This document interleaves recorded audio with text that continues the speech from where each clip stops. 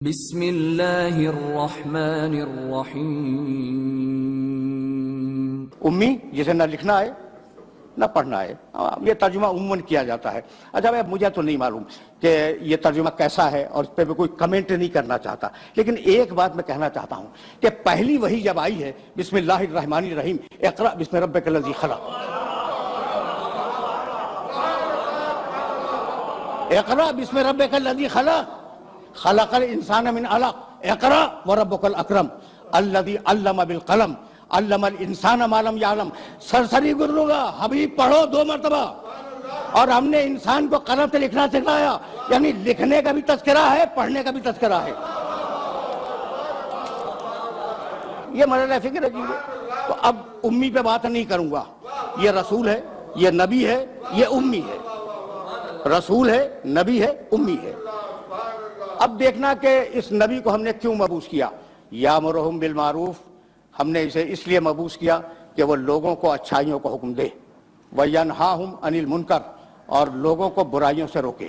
توجہ رکھنا، یامرہم بالمعروف وَيَنْهَاهُمْ عَنِ الْمُنْكَرِ وَيُحِلُّ لَهُمُ الطَّيِّبَاتِ، پاکیزہ چیزوں کو انسانیت کے لیے حلال قرار دے، وَيُحَرِّمُ عَلَيْهِمُ الْخَبَائِثَ، اور خبیث چیزوں کو انسانیت پر حرام کر دے، وَيَضَعُ عَنْهُمْ إِصْرَهُمْ وَالْأَغْلَالَ الَّتِي كَانَتْ عَلَيْهِمْ، اور ہم نے اس نبی کو اس لیے بھیجا کہ تم نے جو اپنی بنیادیں بنائی ہوئی ہیں رسم و رواج کی، اور تمہارے جو رسم و رواج ہیں انہیں توڑ دے اور اللہ کے قانون کو نافذ کرے۔ میرا یہ محترم مجمع اس بات کو بخوبی جانتا ہے کہ حکم دیا اس آیے مبارکہ میں ہر اچھائی کا حکم دے، ہر برائی سے روکے، ہر خبیث کو حلال کرے، حرام کرے، ہر طیب کو حلال کرے، تمہارے انسانی قوانین کو توڑے، اللہ کے قانون کو رائج کرے۔ ہر اچھائی کو جانتا ہے جب تو حلال کرے گا، توجہ رکھنا، ہر برائی کو جانتا ہے جب تو حرام کرے گا، ہر خبیث کو جانتا ہے، ہر طیب کو جانتا ہے، بھائی ہر چیز جانتا ہے، پھر امی ہے۔ یہ ایک مرحلہ فکر ہے جس مرحلہ فکر پر میں نے روکا اپنے سننے والوں کو کہ وہ عمومی مقاصد تھے بعثت کے، اور اب یہ خصوصی مقصد میرے نبی کے لیے، آخری پیغام، آخری نبی، آخری کتاب۔ میرا جی چاہتا ہے کہ پیغمبر کے چاہنے والوں کی خدمت میں آف دا ریکارڈ ایک جملہ کہتا ہوا نکل جاؤں، اور یہ آف دا ریکارڈ جملہ تم سے بہتر کون سمجھے گا۔ پھر سنو آیہ مبارکہ کو درمیان سے، یامرہم بالمعروف وینہاہم عن المنکر۔ بہت توجہ رہے، یہ نبی یوں اس لیے آیا کہ اچھائیوں کو حکم دے، ینہاہم عن المنکر، برائیوں سے روکے، وَيُحِلُّ لَهُمُ الطَّيِّبَاتِ، پاکیزہ چیزوں کو حلال کر دے، وَيُحَرِّمُ عَلَيْهِمُ الْخَبَائِثَ، اور خبیث چیزوں کو حرام کر دے، اللہ سے لے کے نہیں۔ يُحِلُّ لَهُمُ الطَّيِّبَاتِ وَيُحَرِّمُ عَلَيْهِمُ الْخَبَائِثَ، یعنی ایک وہ وحی تھی جو میرے نبی پر فرشتہ لے کے آتا تھا، اور ایک وہ وحی تھی جو اس کے مزاج میں گون دی گئی تھی۔ بھائی آیت کا مزاج تو یہی ہے، یحل لہم الطیبات ویحرم علیہم الخبائث، اور خبیث چیزوں کو حرام کرے خود، طیب چیزوں کو حلال کرے وہ خود۔ یعنی میں کہنا یہ چاہ رہا ہوں کہ بھائی جسے تم اللہ کی صراط کہتے ہو وہ میرے محمد کی سبیل ہے۔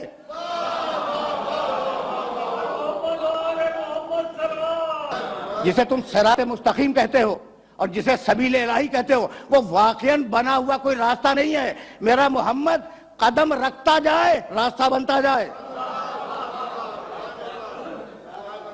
یہ وہ باریک مرحلہ فکر تھا جہاں میں اپنے سننے والوں کو روکنا چاہ رہا تھا۔ اب واپس چلو اس آیہ مبارکہ کی طرف جس میں غرض بعثت کو پھر بیان کیا گیا، هو الذی بعث فی الامیین رسولا منہم۔ ہم نے اس نبی کو امیین میں مبعوث کیا۔ جعلہ کے معنی ہے بنانا، انی جاعل فی الارض خلیفہ، میں زمین پر خلیفہ بنانے والا ہوں۔ جاعل، جال کے معنی بنانا، بہت توجہ رہے۔ یا داؤد انا جعلناک خلیفۃ فی الارض، داؤد ہم نے تجھے اس زمین پر خلیفہ بنا دیا۔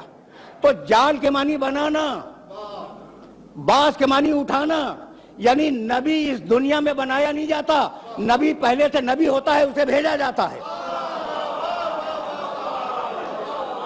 یہ جو 62واں سورہ ہے نا سورہ جمعہ، اس سے پہلے سورہ 61واں سورہ صف، اس میں بھی پروردگار عالم نے ارشاد کیا هو الذی ارسل رسولہ بالہدی ودین الحق، ہم نے بھیجا اس رسول کو، پہلے سے تھا رسول، اسے ہم نے دنیا میں بھیج دیا۔ اچھا بھائی، تو اب رسول آیا، رسول کے معنی پیغام لانے والا، سب کو معلوم ہے، اور اس کا ترجمہ اگر اردو میں ڈھونڈا جائے تو قاصد، اگرچہ قاصد بھی عربی لفظ ہے لیکن اردو میں جس معنی میں استعمال ہوتا ہے اسی معنی میں عربی میں لفظ رسول استعمال ہوتا ہے۔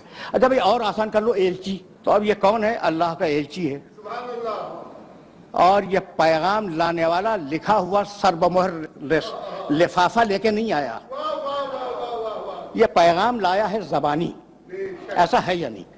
اگر یہ سمجھ لو تو پھر میں آگے چلا جاؤں، اور یہ وہ مرحلہ فکر ہے جس مرحلہ فکر پر ذرا سی رسالت کھلے گی۔ سربمہر لفافہ نہیں لایا کہ آپ اسے کھول کے پڑھ رہے ہیں، وہ زبانی پیغام لایا ہے، اس نے زبانی میسج لیا، اپنے ذہن میں رکھا، زبانی آپ تک پہنچایا۔ تو ایلچی کے لیے پہلی بات یہ ضروری ہے کہ اس میں پیغام کو ریسیو کرنے کی اہلیت ہو۔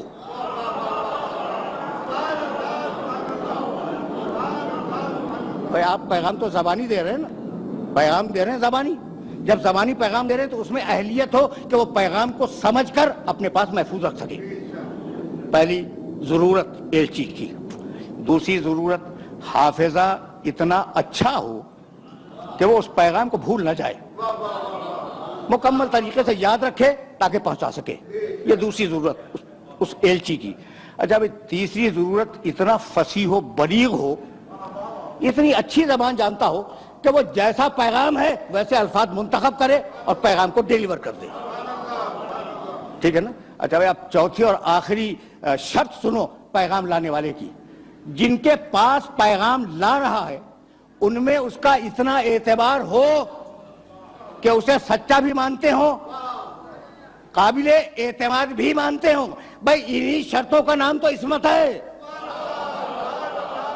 اسی مقام سے میں آگے لے جاؤں گا، ایسا پیغام جو پوری انسانیت کے لیے ہے، کسی گروہ کے لیے نہیں کہ مکے والوں کو پیغام دے دیا، وما ارسلناک الا کافۃ للناس، حبیب للناس، ناس کے معنی پوری انسانیت، حبیب ہم نے تمہیں رسول بنایا ہے پوری انسانیت کے لیے۔ اچھا بھئی، رسول تو بننا ہی تھا، اس لیے کہ یہ اللہ کون ہے جو رسول بنا رہا ہے؟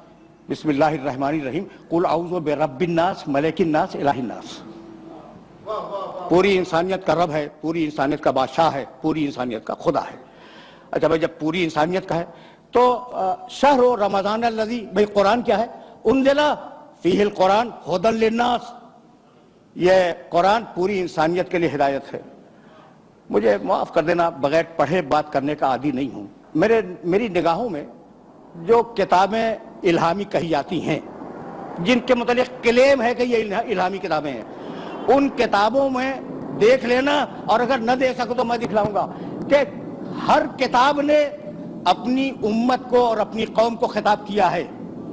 اے بنی اسرائیل، اے بنی اسرائیل کی گمشدہ بھیڑو، اپنی قومیں مخاطب ہوئی۔ یہ اکیلی کتاب ہے قرآن جو پوری انسانیت کو مخاطب کرتی ہے۔ اچھا بھئی، تو پوری انسانیت کا رسول ہے، کسی ایک قوم کا نہیں۔ جب پوری انسانیت کا رسول ہے اور پیغام یعنی قرآن پوری انسانیت کا پیغام ہے، تو اس انسانیت میں جاہل بھی ہیں، عالم بھی ہیں، کم عقل والے بھی ہیں، زیادہ عقل والے بھی ہیں، ہر قسم کے افراد موجود ہیں۔ تو پیغام میں اتنی وسعت ہونی چاہیے کہ بقدر ظرف ہر انسان سمجھ سکے، اور پیغام اتنا وزنی ہے، توجہ رکھنا، پیغام اتنا وزنی ہے کہ اگر پہاڑ پہ اتار دیا جائے تو پہاڑ کے پرچے اڑ جائیں۔ لو انزلنا ھذا القرآن علی جبل لرأیتہ خاشعا متصدعا من خشیۃ اللہ، سورہ حشر 59واں سورہ قرآن کا۔ اس قرآن میں اتنی طاقت ہے اور اس قرآن میں اتنا ویٹ ہے، اتنا وزن ہے کہ اگر پہاڑ پہ اتار دیں تو پہاڑ کے پرخچے اڑ جائیں۔ بھئی یہ مرحلہ فکر ہی عجیب ہے کہ قرآن اگر پہاڑ پہ آ جائے پہاڑ کے ٹکڑے اڑ جائیں، اور میرے محمد کے دل نے اس پورے قرآن کو اپنے دل پر روک لیا کہ جس کا دل اتنا مضبوط ہو دماغ کتنا مضبوط ہوگا۔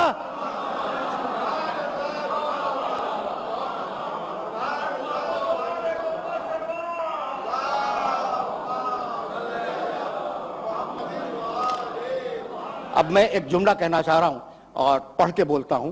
دیکھو بھائی، ہمارے سامنے کچھ کتابیں وہ ہیں جن کے متعلق قرآن نے تصدیق ہی کہ وہ الہامی ہیں، توریت، انجیل، زبور.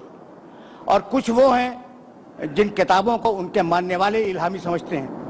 مثلا اوستا زرتشتیوں کی، ژند پاژند، مثلا گیتا، مثلا وید، مثلا قرآن، 18 قرآن ان کی مقدس کتابیں ہیں. ان کتابوں کو پڑھ ڈالو اور پھر قرآن کو پڑھو. تو دنیا وہ مذہبی ہو یا غیر مذہبی دنیا ہو، پکار رہی ہے کہ بھائی جیسا قرآن ہے یہ کتابیں ویسی نہیں ہیں. یہ بالکل غیر مذہبی افراد جو فقط دور سے ایک تیسری فرد کی حیثیت سے قرآن مجید کو اور ان کتابوں کو دیکھتے ہیں، ان میں مستشرقین ہیں یورپ کے. وہ پڑھنے کے بعد کہتے ہیں کہ بھائی یہ قرآن تو ان کتابوں جیسا نہیں، توریت قرآن جیسی نہیں، انجیل قرآن جیسی نہیں، زبور قرآن جیسی کتاب نہیں ہے، وید، قرآن، ژند، پاژند، یہ ساری کتابیں گیتا قرآن جیسی نہیں ہیں. تو اب میں ایک سوال کرنا چاہ رہا ہوں کہ کتابیں قرآن جیسی نہیں ہیں اور قرآن لانے والا تم جیسا ہے؟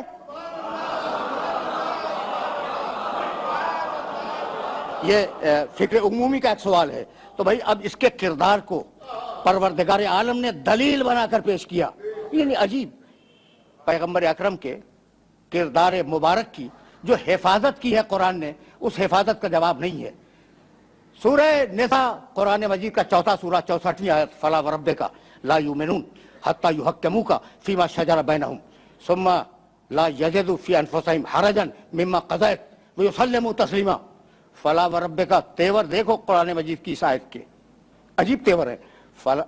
اللہ مخاطب ہے اپنے حبیب سے، فلا وربک لا یؤمنون، حبیب تیرے اللہ کی قسم، تیرے اللہ کی قسم، لا یؤمنون، یہ زبانی کلمہ پڑھنے والے مومن نہیں ہیں.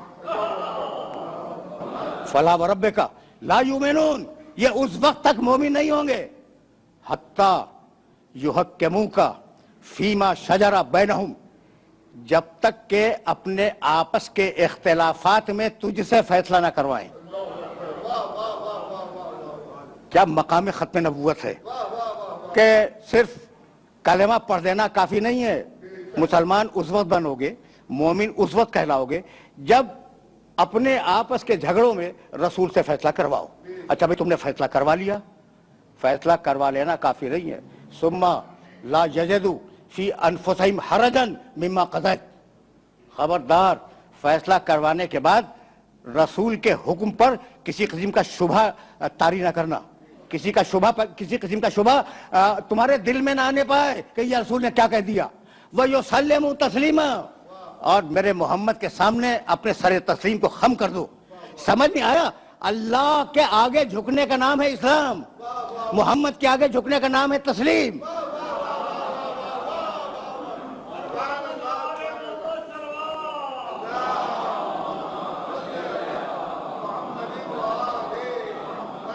یہ مرحلہ فکر عجیب ہے، اور میں اس مرحلہ فکر پر تھوڑی دیر کے لیے اپنے سننے والوں کو روکنا چاہ رہا ہوں. میں مقام محمد کی حفاظت، سورہ نساء 4 سورہ قرآن مجید کا، اور اب آواز دی سورہ حجرات. بار بار میں نے ان آیات کی تلاوت کی، پہلی اور دوسری آیات. بسم اللہ الرحمن الرحیم، یا ایھا الذین آمنوا لا تقدموا بین یدی اللہ ورسولہ واتقوا اللہ ان اللہ سمیع علیم. یا ایھا الذین آمنوا لا ترفعوا اصواتکم فوق صوت النبی ولا تجہروا لہ بالقول کجہر بعضکم لبعض ان تحبط اعمالکم وانتم لا تشعرون. اے ایمان لانے والو، خدا اور رسول سے آگے بڑھنے کی کوشش نہ کرنا، یعنی حکم خدا اور رسول سے آگے نہ بڑھنا، جو کہہ دے اسے مان لو. ٹھیک. دوسری آیت، یا ایھا الذین آمنوا لا ترفعوا اصواتکم فوق صوت النبی، اے ایمان لانے والو اپنی آواز کو میرے نبی کی آواز پر بلند نہ کرنا. پروٹوکول ہے میرے نبی کا، یہ میرے نبی کا پروٹوکول ہے کہ اس کی آواز پر اپنی آواز کو بلند نہ کرنا. اس کے بعد کا ٹکڑا پڑھوں، وَلَا تَجْهَرُوا لَهُ بِالْقَوْلِ كَجَهْرِ بَعْضِكُمْ لِبَعْضٍ، خبردار میرے نبی کو اس طریقے سے نہ پکارنا جیسے تم اپنے دوستوں کو پکارتے ہو. سن لیا تم نے؟ سن لیا؟ لا تجہروا لہ بالقول کجہر بعضکم لبعض، خبردار میرے نبی کو ویسے نہ پکارنا جیسے تم اپنے دوستوں کو پکارتے ہو. یعنی اگر وہ تم جیسا ہوتا تو ہم اجازت دے دیتے. ان تحبط اعمالکم وانتم لا تشعرون. تمہاری پڑھی ہوئی نمازیں تمہارے منہ پہ پھینک دوں گا, تمہارے رکھے ہوئے روزے تمہارے منہ پہ پھینک دوں گا, تمہاری دی ہوئی زکوٰۃ اور تمہارے کیے ہوئے حج تمہارے منہ پہ مار دوں گا اگر میرے نبی سے آگے بڑھنے کی کوشش کی اور اگر میرے نبی کی آواز پر اپنی آواز کو تم نے بلند کیا. اب پروٹوکول میرے نبی کا پروٹوکول سمجھ میں آ رہا ہے نا بھائی. یہی سے تو ذرا سا میں اپنے سننے والوں کو آگے لے جانا چاہ رہا ہوں. مشہور و معروف آیت سورہ احزاب کی, ان اللہ و ملائکتہ یصلون علی النبی, بہت مشہور آیت ہے, آیت درود. ان اللہ 33واں سورہ, سورہ احزاب. و ملائکتہ یصلون علی النبی, اللہ اور اس کے فرشتے نبی پر درود بھیجتے ہیں. یا ایھا الذین آمنوا, اے ایمان لانے والو, صلو علیہ وسلموا تسلیما.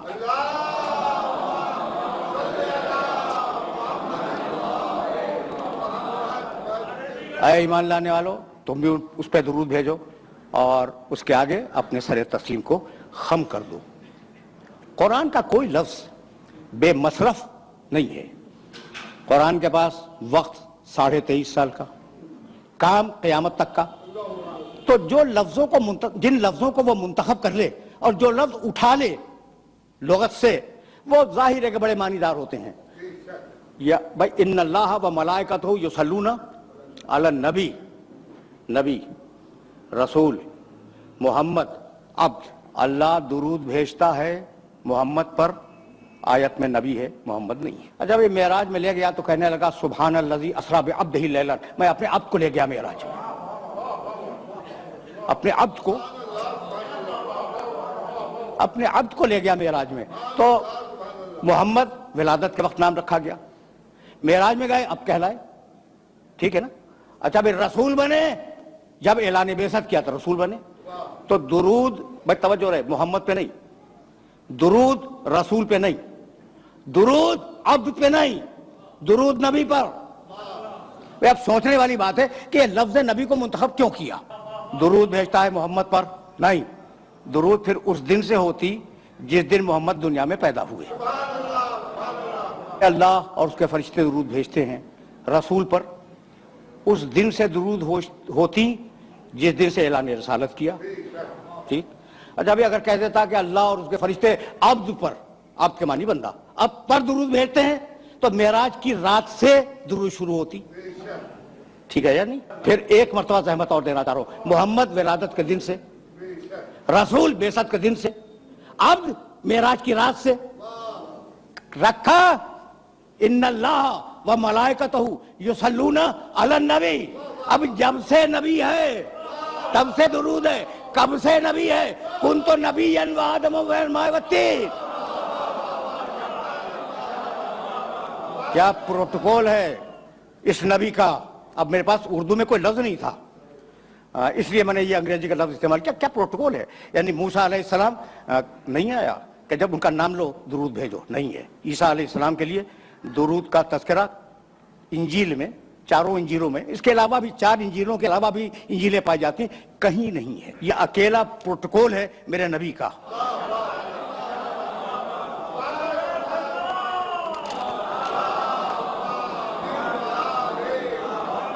وذکر 19واں سورہ فی الکتاب مریم اذ انتبذت من اہلہا مکانا شرقیہ. حبیب اپنی کتاب میں مریم کا تذکرہ کرو. اب میں آیات نہیں پڑھوں گا. مریم اپنے رشتہ داروں سے ہٹ کر مشرقی علاقے میں چلی گئی, اور جب وہ مشرقی علاقے میں گئی تو اس نے پردہ کھینچ لیا اپنے اور رشتہ داروں کے درمیان. پردہ کھنچ گیا. ارسلنا الیہا روحنا, ٹکڑے پڑھنا ہوں آیات کے. فتمثل لہا بشرا سویا, ہم نے اپنے فرشتے کو بھیجا اور وہ فرشتہ انسانی پیکر میں مریم کے سامنے آیا. مریم گھبرا گئی, گھبرا کے کہنے لگی کہ میں اللہ کی پناہ چاہتی ہوں. یہ تو کہاں سے آ گیا؟ کہا مریم مت گھبراؤ, انما انا رسول ربک لأہب لک غلاما زکیہ. مریم مت گھبراؤ, میں کوئی انسان نہیں ہوں, بشری پیکر میں آیا ہوں, میں تو تمہارے رب کا رسول ہوں. اور تمہیں خوشخبری سنانے آیا ہوں کہ تمہیں ایک پاکیزہ بچہ عطا ہوگا. بچہ پیدا ہوا. توجہ رہے، اس لیے کہ میں بہت دور جاؤں گا اور میرے پاس تھوڑا سا وقت ہے، اسے بہت کارآمد کرنا چاہ رہا ہوں میں. بچہ پیدا ہوا. قرآن، میرے پاس وقت ہوتا تو میں ساری آیتیں آپ کی خدمت میں پیش کرتا. بھائی بچہ پیدا ہو گیا. جب بچہ پیدا ہو گیا تو مریم کمزور تھیں، ابھی بچے کی پیدائش ہوئی ہے. حزی الیک بجیز النخلۃ تو ساقط علیک رطبا جنیہ. مریم تم کمزور ہو نا، یہ جو کھجور کا درخت ہے جس کے نیچے تم بیٹھی ہوئی ہو، ہلاؤ. جب ہلاؤ گی تو تمہارے اوپر تازہ کھجوریں گریں گی. رطبا جنیہ، تازہ کھجوریں. بھائی توجہ رکھنا، تازہ کھجوریں گریں گی. کس دن گریں گی؟ 25 دسمبر کو تازہ کھجوریں، جو خرموں کے پکنے کے دن ہی نہیں ہیں. تازہ کھجوریں گریں گی، انہیں کھاؤ اور اپنی طاقت کو بحال کرو. پھر آگے مریم بچے کو گود میں لے کے چلی. جب وہ شہر ناصرہ کے چوک پہ بچے کو گود میں لیے ہوئے آئیں تو پاکیزہ مریم، کنواری مریم، طاہرہ مریم، مطہرہ مریم. وہ بوڑھے یہودی جو وہاں بیٹھے ہوئے تھے، انہوں نے کنواری مریم کی گود میں بچہ دیکھا تو کہنے لگے یا اخت ہارون ما کان ابو کمرا سوئن وما کانت امک بغیہ. اے ہارون کی بہن، تیری ماں بھی اچھی تھی، تیرا باپ بھی اچھا تھا، تو بچہ کہاں سے لے آئی؟ تو یہ بچہ کہاں سے لے آئی؟ اب یہ جملہ ہے نہیں، یہ میں سمجھانے کے لیے کہہ رہا ہوں. تیری ماں بھی اچھی تھی، تیرا باپ بھی اچھا تھا، یہ بچہ. فاشارت الیہ، مریم نے اشارہ کیا گود کے بچے کی طرف. میرے عزیزو، میرے دوستو، میں آپ کے سامنے یہاں موجود ہوں. آپ نے مجھ سے کوئی سوال کیا اور میں نے، میری گود میں بچہ ہے، فرض کر لیں تھوڑی دیر کے لیے میری گود میں 2 دن کا 2 ہفتے کا کچھ چھوٹا سا بچہ ہے. آپ نے مجھ سے سوال کیا، کوئی علمی سوال. میں نے کہا اس بچے سے پوچھ لیں. تو اب 2 صورتیں، اپنی مثال دے رہا ہوں، 2 صورتیں. میں نے کہا بچے سے پوچھ لیں، ٹھیک ہے نا؟ تو یا تو میں پاگل ہوں اور یا پھر مجھے یقین ہے کہ بچہ بولے گا.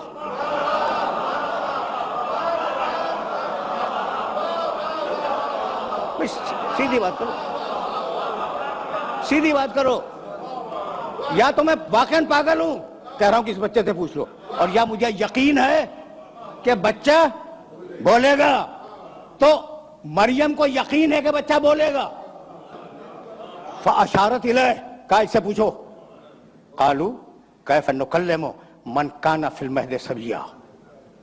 کہنے لگے بوڑھے یہودی کہ یہ کیا بولے گا؟ گہوارے کا بچہ، گود کا بچہ، اسے ہم کیسے بات کریں؟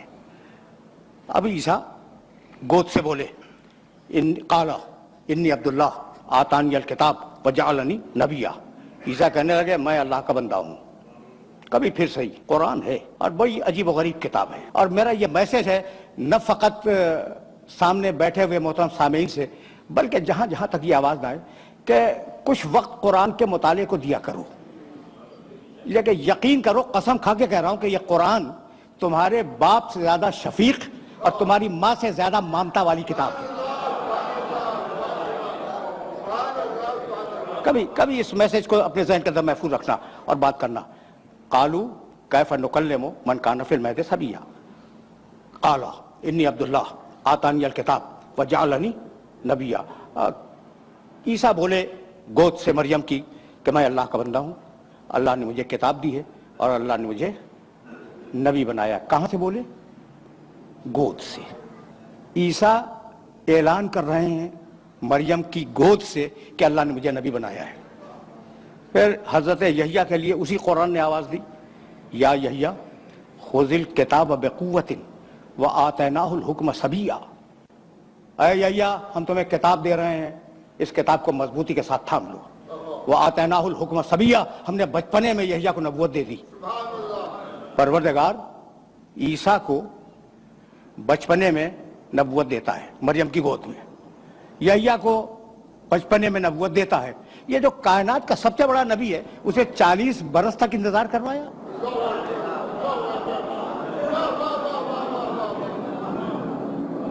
سوال ہے یا نہیں ہے؟ بھائی پیدائش کے وقت اناؤنسمنٹ ہو جاتا ہے یہ بچہ نبی ہے، ٹھیک ہے نا؟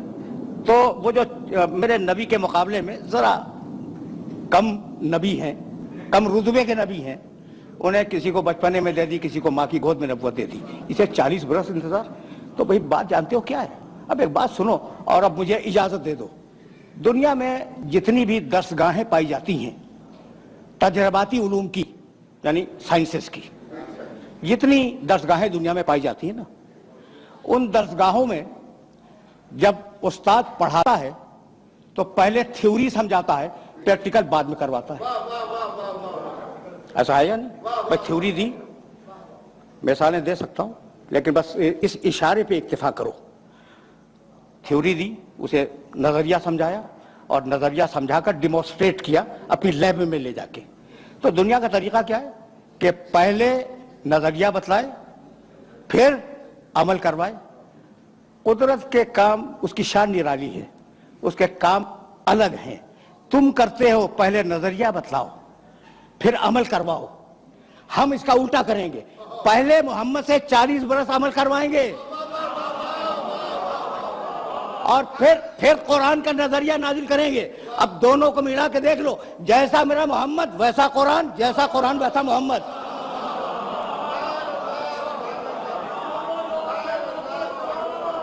یعنی میں کہنا یہ چاہ رہا ہوں کہ یہ دو الگ الگ چیزیں نہیں ہیں. لفظ ہیں سمجھانے کے لیے دو الگ ہے، قرآن اور محمد. یہ دو الگ الگ لفظ ہیں، مفہوم ایک ہی ہے. بھائی پہلے میں نے اس شخص کو بھیجا اور 40 برس اس کا کردار دیکھو، اور پھر اب قرآن بھیجوں گا اور دونوں کو ملا کے دیکھ لینا. تو مطلب تو یہی ہوا کہ یہ دونوں علم الہی کا پرتو ہیں. جب علم الہی لفظوں میں ڈھلا قرآن کہلایا، اور جب نور کے پیکر میں ڈھلا محمد کہلایا. تو اگر قرآن بے عیب ہے تو میرا نبی بے عیب ہے. دیکھو بھائی، میں نے تو کہہ دیا میرا نبی ہے تو میں دعویٰ کروں گا کہ بے عیب ہے. ٹھیک ہے نا؟ کوئی ثبوت ہے؟ اگر ثبوت فلسفے منطق سے دینا شروع کروں تو بوجھل ہو جائے گا. بس ایک جملہ سنو. یہ جو عرب تھے نا، ان عربوں کے سامنے قرآن نے بتوں کی برائیاں اور ان کے نقائص بیان کیے. کیا ہیں یہ تمہارے بت؟ لولے، لنگڑے، اندھے، بہرے، کسی کے کام کے نہیں آ سکتے. تم اسے مدد کیا مانگ رہے ہو؟ یہ تو اپنے چہرے کی گرد بھی صاف نہیں کر سکتے. اچھا، اسی کی تشریح میرے نبی نے کی. بہت توجہ رہے اور کہنے لگے میرا خدا بے عیب. میرا نبی میرا خدا بے عیب. تمہارے بت کیا ہے ان کے پاس؟ یہاں سے اٹھاؤ وہاں رکھ دو، وہاں سے اٹھاؤ وہاں رکھ دو. میرا خدا ان اللہ علی کل شیء قدیر، ہر شے پہ قادر ہے. یہ جاہل بھائی تو نہ دیکھ سکے، نہ سن سکے، نہ بول سکے تمہارے بت. میرا خدا عالم بھی ہے، کلام بھی پیدا کرتا ہے، قادر بھی ہے، ہر شے جس شے میں چاہے کلام پیدا کر دے. تو بتوں کی برائیاں کی قرآن نے، برائیوں سے مراد ان میں جو نقائص تھے وہ بیان کیے. ٹھیک، اور خدا کی تعریف کی. وہ عرب جو اس زمانے کا تھا وہ اپنی آن پہ مر جانے والا عرب تھا. ایک اونٹنی کا تھن کسی کے تیر نے چھید دیا، 40 برس لڑائی ہوتی رہی آن کے اوپر. تو کتنی آن والے عرب تھے اس معاشرے میں. قرآن کہہ رہا ہے، میرا نبی کہہ رہا ہے کہ تمہارے خدا ایسے، تمہارے خدا ایسے، تمہارے خدا ایسے. کہہ رہا ہے یا نہیں؟ قرآن اٹھا کے دیکھنا، میرے نبی کے بیانات جو بتوں کے سلسلے میں وہ اٹھا کے دیکھ لینا. اور میرا خدا بے عیب. بہت توجہ رہے، اس لیے کہ یہ وہ مرحلہ فکر ہے کہ اگر یہ بات واضح ہو گئی تو میری محنت آج کی سوارت ہے. اچھا بھائی، تو ناک پہ مر جانے والا عرب، گھمنڈی عرب کہتا نا کہ مسلمانوں کے رسول 100 عیب تم نے ہمارے خداؤں میں نکالے، لاؤ اپنے خدا کو. یہ میسج پہنچا؟ نہیں بھائی نہیں. بس یہی تو روکنا چاہ رہا ہوں میں، اور یہیں یہ گفتگو اپنے آخری مرحلوں سے ہمکنار ہو جائے گی.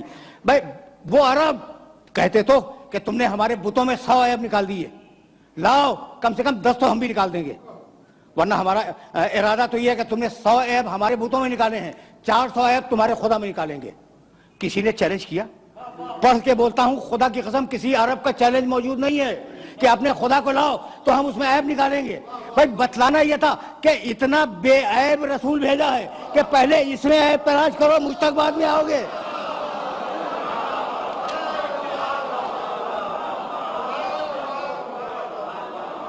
حقیقت یہ ہے کہ کوئی نبی کائنات کا مجھے معاف کر دینا، میں تو قرآن کے فریم ورک میں باتیں کر رہا تھا، میرے نبی کے مقابلے پہ کھڑا نہیں ہو سکتا، مشکل ہے، مشکل نہیں، ناممکن ہے۔ سورہ مائدہ 5واں سورہ قرآن کا، بس یہ سن لو اور مجھے اجازت دے دو۔ 5واں سورہ اور اس سورے کی 110ویں آیت جا کے ضرور دیکھنا۔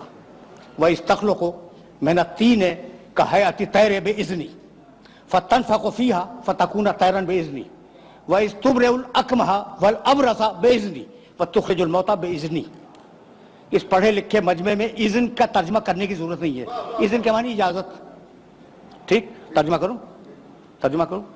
وَإِسْتَخْلُقُ مِنَ الطِّينِ كَهَيْئَةِ الطَّيْرِ بِإِذْنِي۔ عیسیٰ اس وقت کو یاد کرو جب تم گیلی مٹی اٹھا کر پرندے کی شکل بناتے تھے، بے اذنی، میرے اذن اور میری اجازت سے۔